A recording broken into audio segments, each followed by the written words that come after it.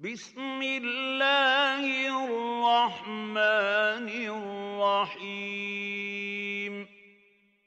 قل أعوذ برب الفلق من شر ما خلق ومن شر غاسق إذا وقب ومن شر النفاثات في العقد ومن شر حاسد إذا حسد. அத்தியாயம் அல் ஃபலக். மக்காவில் அருளப்பட்டது. வசனங்கள் 5. அளவிலா கருணையும் இணையிலா கிருபையும் உடைய அல்லாஹுவின் திருப்பெயரால்.